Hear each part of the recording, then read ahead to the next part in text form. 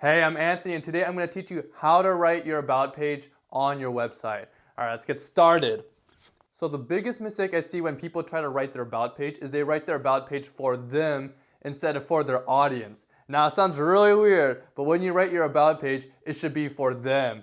Like you already know everything about you, or I hope so, but what happens is when you write your about page, it's designed for your audience to learn more about you in that context. So if you're a business website, it's probably wise not to talk about that rager you went to last Saturday compared to that business meeting that might prove to provide value for them. So the first thing you want to figure out is who exactly is your target audience? Is it the grandpap and grandmom that you visit every day, the elderly? Or is it more for marketers who want to learn more about how to market their business and maybe tips to improve their business?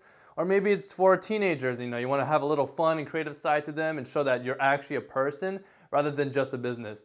Once you figure out who your target audience is, then you can start crafting your about page. When you create your about page, the first thing that people will see is either the picture or the headline. Those are the two things they'll see. Now, you can create your about us headline, something like about us, but I think that's a little bit boring. Now, unless you're like a very uptight, strict business, you just have no room to squeeze for any fun and personality, then it makes sense to put an about us. But what I like to do is I like to add a little bit of fun. See, for example, Aptopia, what they did was they put our mission. Or you could just put something like your name, my name, like Anthony Nabel, or you could add a little fun. Who the heck is Anthony Nabel? Something along those lines. I like to add a little bit of personality to it because, the about pages, they get the general rep that it's not the funnest thing to read. But if you put something fun in your headline, then it might be something worth looking to.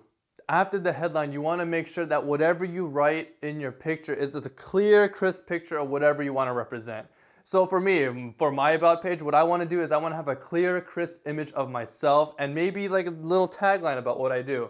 What you want to do is you want to connect your audience and be like, okay, so the person who's writing this about page is this person, or this company who's writing this about page are these team members. Or maybe this about page represents this doodle that represents me, which represents what the about page is going to be like.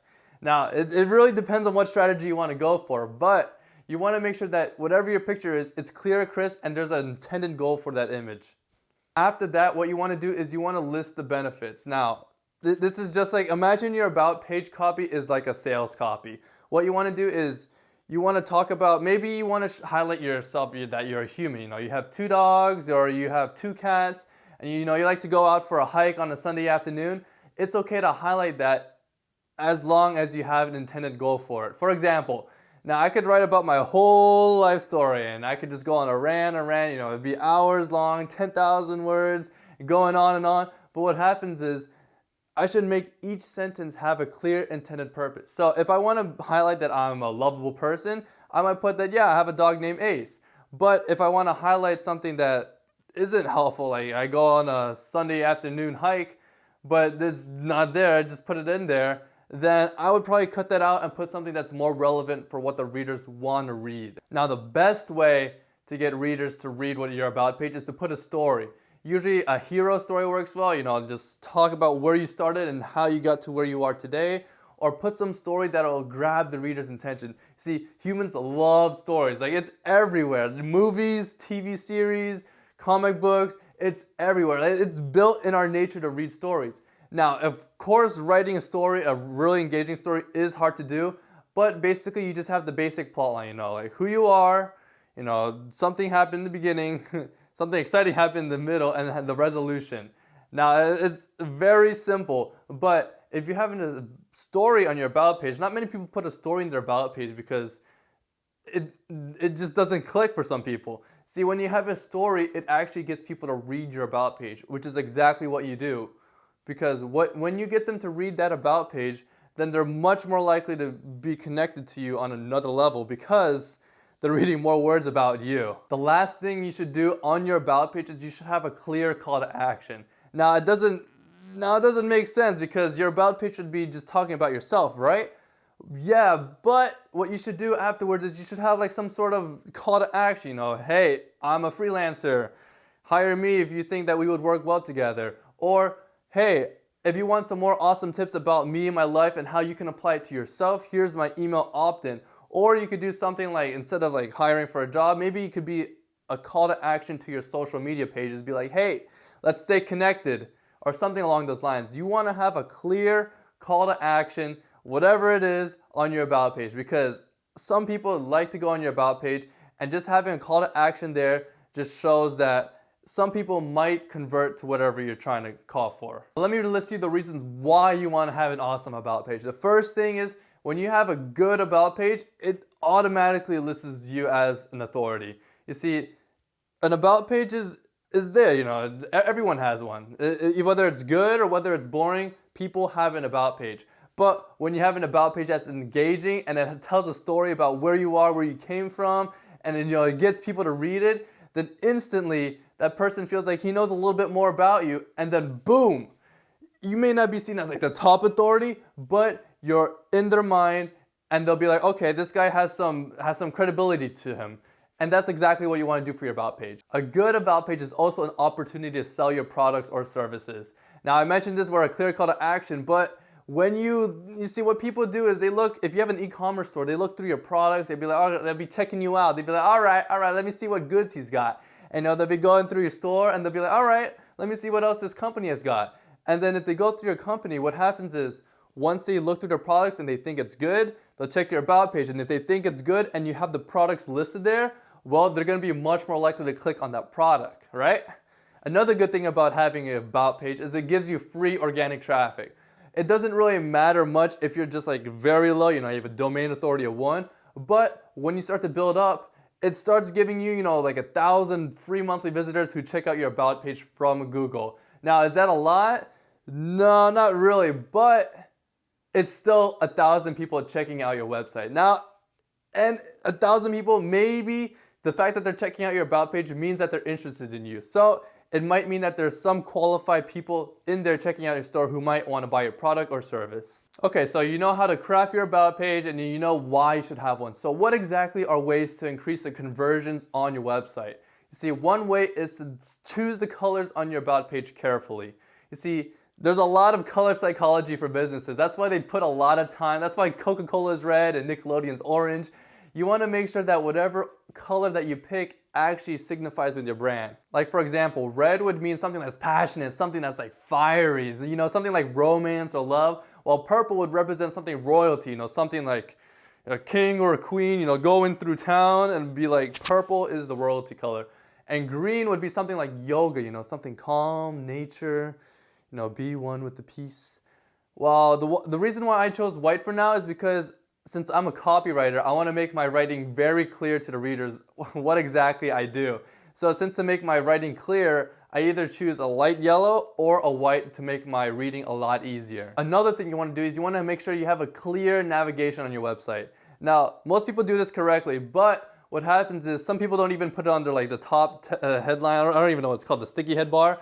And what happens is when you have an about page, not only does it make you look more legit as a website, it makes it very easy to check out who you are and what you are. See, some people, they don't really put the about page on the top and make it very easy to find you. What they do is they put the about page like on the very bottom of the footer, and not everyone looks on the footer. What usually happens is when they click on your website, the very first thing that pops up is the very first things and last things they'll see. Because what happens is if they don't find what they're interested in, they're logging out. So you gotta make sure that it's very easy to find your about page. Which bring us to our next point. On your about page, make sure everything that you want your readers to see is above the fold. Now when I mean above the fold, I mean that everything is, when you click on your about page, your headline, your picture, and your description, like the first 2 sentences are the most important, because what's gonna happen is a lot of us are lazy, right? So what's gonna happen is not everyone is gonna scroll down and read what you gotta read or check you out. No, they're gonna check it out for like half a second,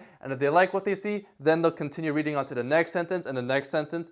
That's why the first thing you should do is you should grab their attention with your picture and your headline.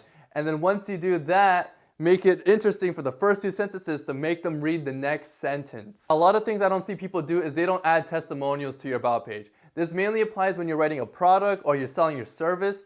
What you want to do is when you start adding testimonials to your about page, I told you before, but not everyone checks out everything on your website. So if they check out your about page, but they didn't see your testimonials on your front page, what's going to happen is They'll have another opportunity to see people who raving about your products, raving about your services. See, when you write your testimonials on your about page, it gives you another chance to sell them on what you're trying to sell. One thing that I really like on about pages is when they add a video. Now, when you put a video on it, you don't want to make sure that it's just a video, because there's people like me who like to just read the text and just skim through, read a minute or two, and be like, all right, I got the gist of it. See, not everyone wants to read your awesome 7-minute clip, even though it may be an awesome video. That's why you want to make sure that you have some sort of like video, some sort of text, and maybe a picture or a headline, because you want to make sure that you have for all the audiences, not just one or two. Because when you have a video, the reason why I like video a lot is because it gives you a deeper connection to that person. And be like, okay, so it's not just as writing, but I can actually see the person, I could hear them. Maybe you don't actually meet them, but it feels like you get a deeper connection knowing them. That's why video is really powerful. You also want to make sure that your about page is accessible to all the devices. Now, I know that nowadays it's really easy to have a mobile optimized, but you want to double check. Just go on your phone, just check your about page, see if it's easy to go through, see if it's fast, because if it's not fast, what's going to happen is people are just going to log out instantly and they don't even have a chance to check out your about page. So one, check out to make sure that it fits on your phone or your tablet or whatever.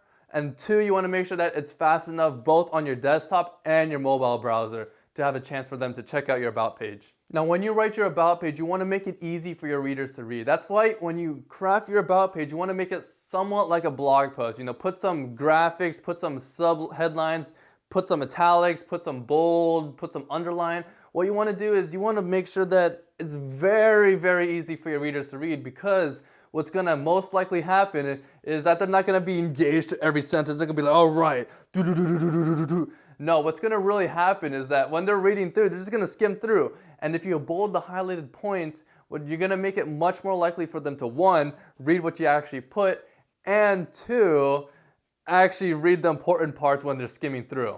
Now, another cool thing that I saw was that they made it multilingual for your audience. Now, this doesn't apply to everyone, but if you can make it multilingual for your specific audience, one, it opens up more people to read your about page, and two, it's just cooler.